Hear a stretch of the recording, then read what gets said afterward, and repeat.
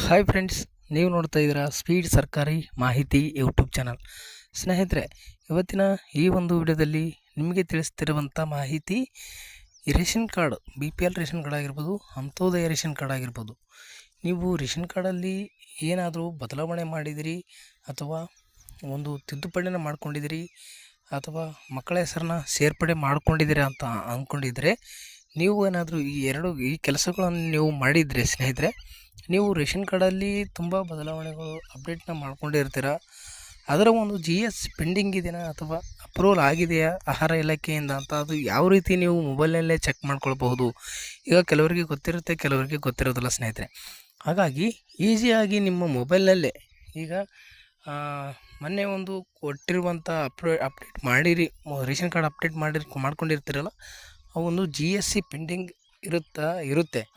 ಆದರೆ ಅಲ್ಲಿ ಅದು ಅಪ್ರೂವಲ್ ಆಗಿದೆ, ಯಾವ ರೀತಿ ನೀವು GSC ಚೆಕ್ ಮಾಡ್ಕೊಳ್ಬೋದು ಅಂತ ಈ ವಿಡಿಯೋದಲ್ಲಿ ತಿಳಿಸ್ಕೊಡ್ತೀನಿ. ಈಗ ಮಕ್ಕಳ ಹೆಸರನ್ನ ಸೇರ್ಪಡೆ ಮಾಡಿರ್ತಾರೆ, ಅದು GSC ಇರುತ್ತೆ.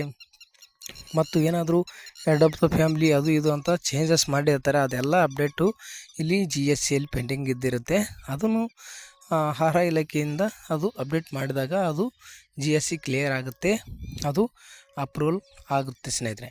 ಅದಕ್ಕೆ ಇದು ಯಾವ ರೀತಿ ತಿಳ್ಕೊಳ್ಳೋದು, ನೀವು ಮೊಬೈಲ್ ಮೂಲಕವೇ ಯಾವ ರೀತಿ ತಿಳಿದುಕೊಳ್ಳೋದು ಅಂತ ಇಲ್ಲಿ ತಿಳಿಸ್ಕೊಡ್ತೀನಿ. ಸ್ವಲ್ಪ ಸಮಾಧಾನದಿಂದ ವಿಡಿಯೋನ ನೋಡಿ. ನಿಮಗೇನಾದರೂ ಅದರ ಬಗ್ಗೆ ಮಾಹಿತಿ ಇತ್ತು ಅಂತಂದರೆ ಪರವಾಗಿಲ್ಲ, ಎಕ್ಸಿಟ್ ಆಗ್ಬೋದು. ನೀವು ವಿಡಿಯೋನ ಸ್ಕಿಪ್ ಮಾಡಿ ಹೋಗ್ಬೋದು ಸ್ನೇಹಿತರೆ. ಏನು ಗೊತ್ತಿಲ್ಲ ಅಂತಂದರೆ ಒಂದು ಸ್ವಲ್ಪ ಮಾಹಿತಿ ತಿಳಿದುಕೊಳ್ಳಿ.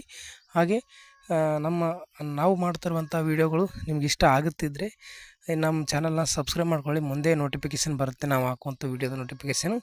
ಆಗ ನೀವು ವಿಡಿಯೋನ ಮೊದಲಿಗೆ ನೋಡ್ಬೋದು ಸ್ನೇಹಿತರೆ.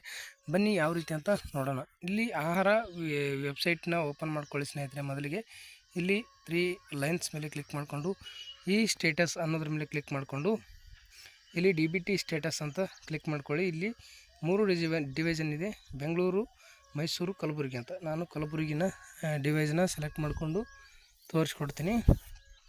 ಹಾಗೆ ಇಲ್ಲಿ ನೀವು ಪಡಿತರ ಚೀಟಿ ಬದಲಾವಣೆ ಕೋರಿಕೆ ಸ್ಥಿತಿ ಅಂತ ಇರುತ್ತೆ, ಅದರ ಮೇಲೆ ಕ್ಲಿಕ್ ಮಾಡ್ಕೊಳ್ಳಿ ಸ್ನೇಹಿತರೆ. ಮೊದಲಿಗೆ ಅದರ ಮೇಲೆ ಕ್ಲಿಕ್ ಮಾಡಿಕೊಂಡಾಗ ಈ ರೀತಿಯಾಗಿ ಆಪ್ಷನ್ಸ್ ಬರುತ್ತೆ, ನೋಡ್ಬೋದು.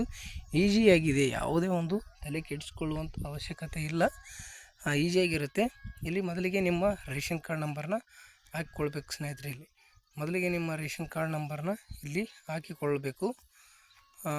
ರೇಷನ್ ಕಾರ್ಡ್ ನಂಬರ್ನ ಹಾಕಿಕೊಂಡ ಮೇಲೆ ನೀವು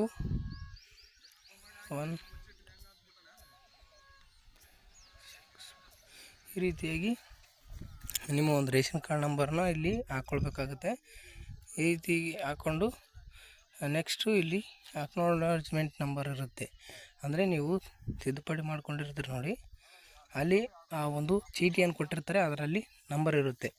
ಆ ನಂಬರ್ನ ಈ ಕಾಲಮ್ನಲ್ಲಿ ಹಾಕ್ಕೊಳ್ಬೇಕಾಗುತ್ತೆ ಸ್ನೇಹಿತರೆ. ಈ ಕಾಲಮ್ನಲ್ಲಿ ಆ ಸಂಖ್ಯೆಯನ್ನು ಹಾಕಿ ನೀವು ಇಲ್ಲಿ ಗೋ ಅನ್ನೋದ್ರ ಮೇಲೆ ಕ್ಲಿಕ್ ಮಾಡಿದ್ರಿ ಅಂತ ಅಂದರೆ ಇಲ್ಲಿ ನಿಮ್ಮ ರೇಷನ್ ಕಾರ್ಡ್ ಆದಾಗಿನಿಂದ ಎಷ್ಟೆಲ್ಲ ಒಂದು ಇದು ಮಾಡ್ಕೊಂಡಿರ್ತೀರ, ಅಪ್ಡೇಟ್ ಮಾಡ್ಕೊಂಡಿರ್ತಾರೆ, ಎಲ್ಲ ಅಪ್ಡೇಟ್ಗಳು ಇಲ್ಲಿ ನಿಮಗೆ ತೋರಿಸ್ತದೆ ಸ್ನೇಹಿತರೆ. ಇಲ್ಲಿ ಏನಿಲ್ಲ, ಜಸ್ಟ್ ಅಕ್ನಾಲಜ್ಮೆಂಟ್ ನಂಬರ್ ಹಾಕಿ ಗೋ ಅಂತ ಕೊಟ್ಟರೆ ಡೈರೆಕ್ಟಾಗಿ ನಿಮಗೆ ಅಪ್ಡೇಟ್ ಆಗಿರುವಂಥ ಮಾಹಿತಿ ಪೂರ್ತಿಯಾಗಿ ಬರುತ್ತೆ. ನೀವು ಮಾಹಿತಿನ ತಿಳ್ಕೊಳ್ಬೋದು ಸ್ನೇಹಿತರೆ.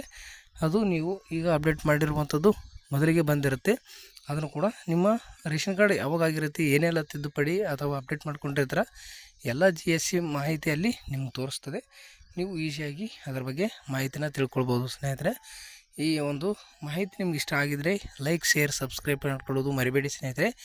ನಿಮಗೆ ಯಾವುದಾದ್ರೂ ಮಾಹಿತಿ ಬೇಕಂದರೆ ಕಮೆಂಟ್ ಮುಖಾಂತರ ತಿಳಿಸ್ಕೊಡಿ, ಅದ್ರ ಬಗ್ಗೆ ಮಾಹಿತಿ ತಿಳಿಸ್ಕೊಡುವಂಥ ಪ್ರಯತ್ನ ನಾವು ಮಾಡ್ತೀವಿ ಅಂತ ಹೇಳುತ್ತಾ ವಿಡಿಯೋನ ಮುಗಿಸ್ತಾ ಇದ್ದೀನಿ. ವಿಡಿಯೋನ ಕೊನೆವರೆಗೂ ನೋಡೋದಕ್ಕಾಗಿ ತುಂಬ ಧನ್ಯವಾದಗಳು. Thank you.